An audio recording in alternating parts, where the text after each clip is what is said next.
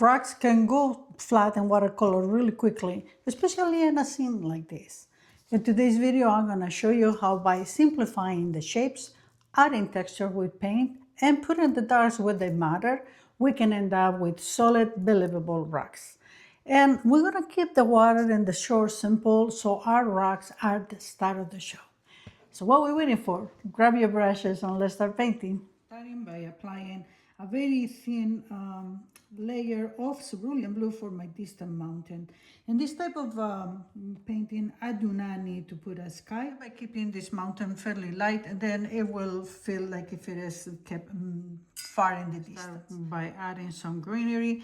All of this, the greenery, the mountain, the water, this is kind of supporting our rocks. But the rocks without any of these will have no contents and it will make it look kind of odd. This is gold green, olive green, and a little bit of the cerulean.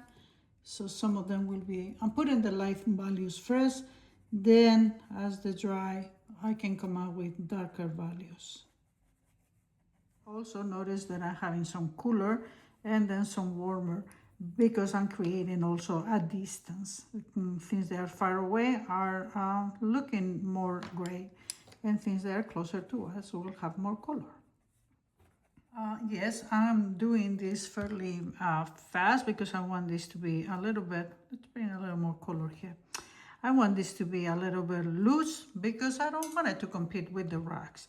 However, they're still gonna read as greenery and still is gonna be helping us with the setting of the painting. I'll let this dry so that we can come with some darks. But in the meantime, since they are not touching together, I can go ahead and start building a little bit of my water.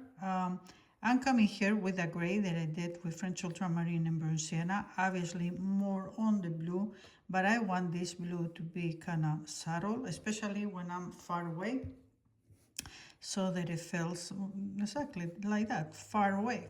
I'm purposely leaving some whites around it because when you have a coastline that has rocks and the waves are breaking into it, you always have a form of kind of like a foamy white, and that's what we are trying to leave here. We will come obviously to put some shadows and whatnot with the rocks once we start painting the rocks, right? This is all the first pass. More white as it gets closer to the shore, and then we will come back with a more blues, different shades of blues, so everything doesn't feel so even.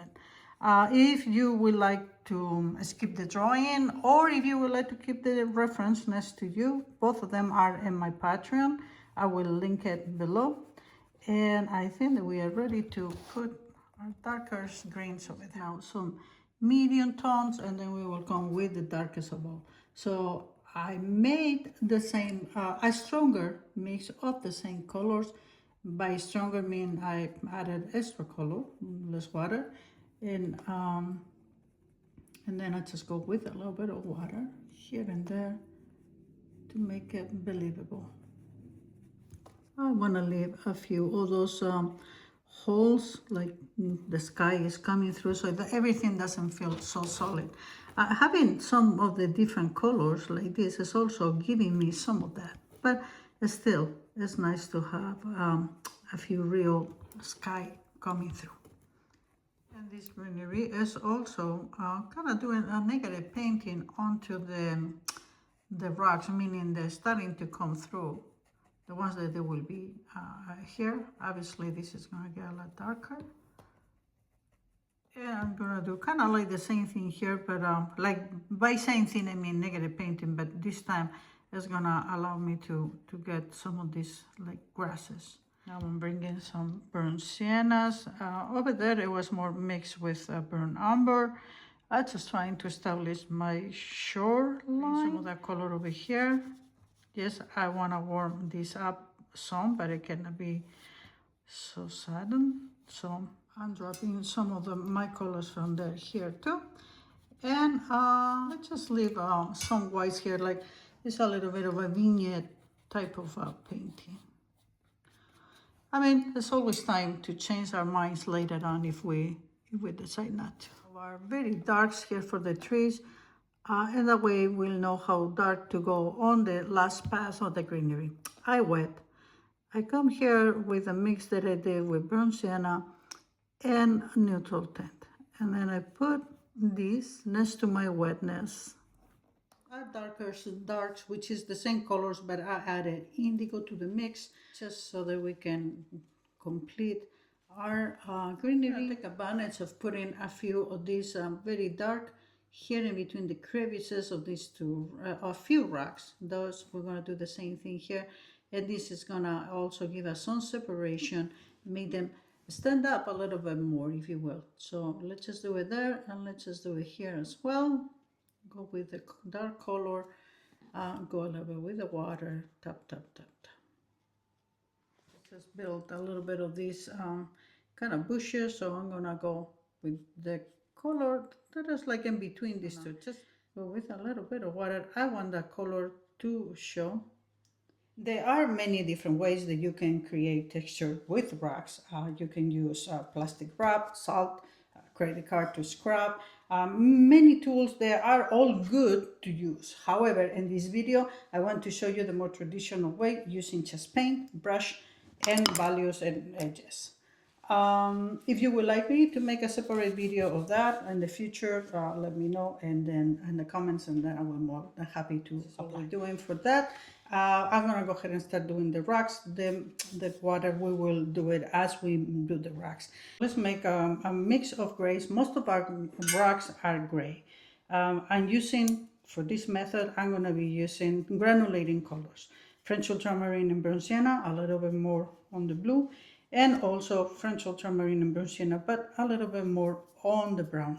So same colors, two different mixes. With that here for the cooler colors for the rocks in the back.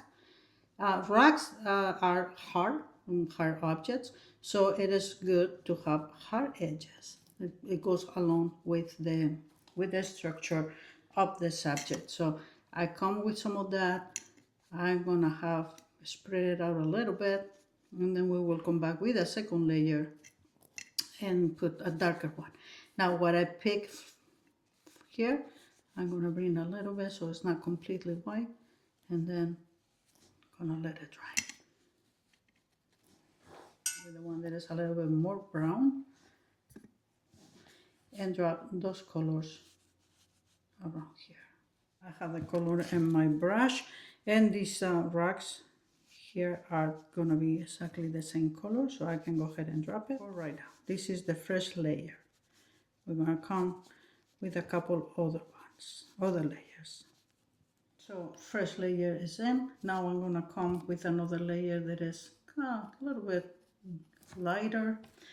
Same rules for painting distant objects apply here. Cooler colors, less detail on the far away, and then you will see as we paint these ones here, we're gonna have to use a completely different technique. So these are going really fast because they're all done the same way. Put some color, go with water, spread it out. So now we got light, medium, and then we will come back a third time to put a dark. First, because I have it in my brush, first I do all the grays. Now I'm gonna switch, and then we're gonna do the browns. I'm coming with the light, medium. We already have the light. You can do one or two things. You can just stop here and then put the darks, or you can bring all the color out. It's up to you. It doesn't matter. And now I have here, this is the darker brown. I added a little bit more neutral tan and a little bit more of the burnt sienna. Put a little. Now notice one thing that I do want to do. I want to have a sharp edge, and if I go with the sharp edge there and it comes over here, now I bring it all the way down to the next one. So dark against light is giving me the structure of a rock, as I mentioned before, because they do have hard edges, because they're hard objects. Light, medium, dark, hard edges. Here I can bring a little bit of the gray, following the direction, and then once I get closer to my next one, that it will be light, then make sure that you stop and create another hard edge. I'm gonna do the same thing here, but just with a different color. These are more on the grays, on the gray size. As I'm giving them a structure, I'm also trying to give them shape. That means some of them are more square, some turn around. This is in front. Maybe some water comes between that one and this one. And maybe this can be a slightly lighter. We have finished all those rocks are there. Let's just move on to these ones. I'm making myself a different mix. This is cerulean blue and burnt sienna. In some areas I have more of the cerulean blue, and then in some other ones I have more of the burnt sienna. This is a gray. I chose those two colors because I want them, they are very granulating colors, and that's what I'm applying it here. And yes, right now is looking kind of like an ugly kind of gray. Drop that. Now I'm coming here with one that has slightly more of the burnt sienna. So this is the darker rock. This rock is gonna be like this, and then this is kind of flat this other way. Under painting of these two colors, bring it down. And now I'm bringing only water, and then I start bringing this out. Look what is happening. It's giving me those transitions. Importantly, my colors, my granulating colors are separating, and it's giving me that texture, that porous texture, as if it is a rock. That's what we want, what we're aiming for. I'm gonna come with only burnt sienna here. Wall is wet, and then I'm going to drop a little bit of that one. This needs to dry, then we will come and put our hard edges. A few things that make our rocks look like rocks. One of them, of course, is the granulation, the texture. Another one is the hard edges, and rocks also have crevices, which is what I'm painting right now. This is a dark color that I make with neutral tint and burnt sienna, kind of like a dark chocolate thick paint, and we're gonna let this dry. This is one way that you can do it. The other way, color first and then apply the crevices. So I'm gonna fill all my crevices out of this one. So now that my paint has dried, I come with a very light mix of gray, having a little bit maybe of burnt sienna too, and then I'm gonna apply it here. This is the lightest part of our rock, and then I go with this big brush. I'm gonna bring it around there, but and that's what I want. Bring it there, and then I can also bring it down. Now, as I go down, I'm gonna get more color. And this is looking really nice and natural. And now with my mix of burnt sienna and cerulean blue, more burnt sienna than cerulean, I'm bringing it, I'm gonna start giving the form to the shape to this rock. So over here it gets lighter. So let me go with the one that only has water, and then push this color up. Then I'm coming here with a different gray, the one that I made with French Ultramarine and burnt sienna. Like I said, all of these are granulating colors. I want that. And while this is wet, I'm gonna bring some burnt sienna by itself, drop it so that it gives me those nuances of the rocks, but I want it to blend in while it's wet. And cerulean again, I'm gonna put it here at the bottom. Once again, I go with water, top, top, top, bring some of that texture, gorgeous, beautiful texture up. Top, top, top. Now we're gonna let this dry. Back to our first rack, it hasn't dried beautifully. Look at all that texture. Now I've got the same colors that I did for those crevices over there. And this one will be water here, and we're going to put the reflections of them in just a minute. But right, so I'm coming here with the same colors, but a little bit darker. This is cerulean blue. Oops, bit too much cerulean blue. Cerulean blue with burnt sienna. I'll put some here and there. And with one that is same colors but more diluted, let's just put a few hard edges so that it continues to build this rock. Coming down here, let's let this, encourage this to blend a little bit more. Okay, now I'm back with my French ultramarine and burnt sienna, and we're gonna put some of these light crevices that come over here. Hard edges, lighter. Let's just put another one here lighter, maybe even one lighter over here.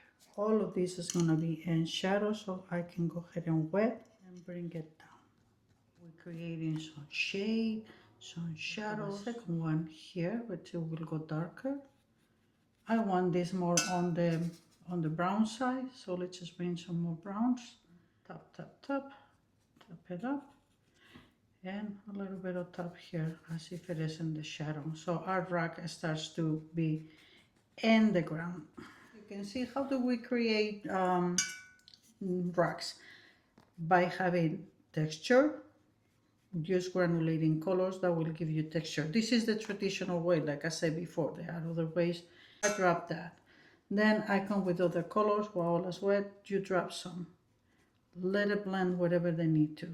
We put darker colors here at the bottom, and then it depends how I move it. If I move it here, it makes it look like it's round. If I go more square, it's like the rock, I'm making the rock turn. Let the colors blend. That is important to give us the texture here. Let's just put some burnt siennas here too. And actually there's still a little bit of wetness there, so I can drop some here too. This is how we build rocks. Let's just bring another hard edge here. And this is helping our rock turn. I think it has dried enough that I can come over here and reapply some of these crevices. Again, go wiggly, they are not straight. And this reads more like rock. Let me show you another different way that we can do it. We come here with light colors. This is also more on the brown. Only water, and then I blend those hard edges. While all of this is wet, the cerulean blue and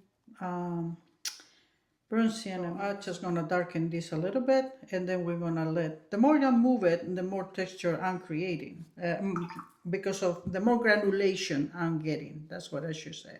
All I'm gonna do, let's this dry, and then we will come back with more. In the meantime, while this one is drying, do you see how all our rocks are floating? Now we need to anchor them. This is one place where a lot of people go wrong. Yes, you can see part of the rock, but the rock is not just, this is the surface. There is more rock that is at the bottom. So we need to put some shadows. Now the shadows of these rocks obviously will have some of the colors of the water in this case. So I came with the same colors that I was having, but I added a little bit of Payne's Gray. I'm going to put a few. These are kind of clustered together, so we will have quite a bit of this dark around here.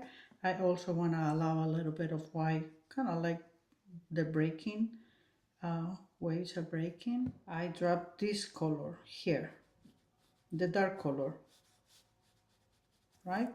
I come with my brush that only has water. I'll go around. By doing this, I'm picking some of this color here. Now I can bring some of that one here, and then I have some whites, darks, and more midtones. You don't want to do that, or you cannot pick enough. Same colors that we're using there.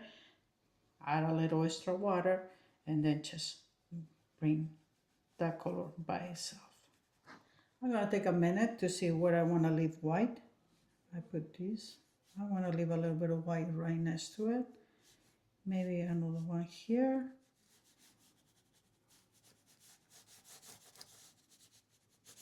I'll bring some here as well. And now that I have this kind of where I want it to be, paint spray, dark.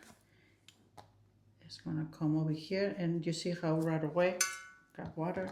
It's anchoring my rock. I switch to brown. It will be some of them and the water as well. Let's just bring some of them here. Top, top, top. Bring it up. All right, so these are dry. And now, like I was saying the other way, it's just come with a hard edge, couple. Let's just put a couple crevices. Now these look a little bit too light, so let's just darken some of these. I don't want to take my hard edges, so just drop it, top, top, top. Let's just put a couple, not as hard edge, but not as dark colors. Just go with water. Now, of course, the shadow of the rock into the water, first with the brown color. Putting some of these on top of the browns, and then some of the ones I just leaving the brown be by itself. Go with water, top it, closer to be a little bit warmer. So I'm bringing a little bit more blue turquoise kind of water. For the beach, let's just gonna keep it loose. This is raw sienna. Let's just bring some burnt sienna. Drop here and there. I need to let this dry before I put a big cash shadow. If I got those colors there, like this is shallow, so some of the browns will come here and there too. A little bit inside the water. Dark grays kind of browns here and there too. If we got grays, we should have some browns. Building here, the impressions of small pebbles, they are coming here to the shore. So I'm bringing my grays, and then we're going to put a cast shadow. I kind of have it there already. Let's just bring it out. Let's just drop a little bit of these darks here. We have the darks of the reflections of the rocks. Let's just put a couple here or there so everything doesn't look so so light. A few here by the shore. Top, top, top. And I think we're gonna call this done. I hope this helps you see rocks in a simpler way. Once you get the shape and the structure of the rock right, then they become so much simpler to paint. Tracings and reference picture, of course, are in Patreon. I will link it below. I hope that you learned something with me in this video. Thank you for being here, and I will see you in my next one.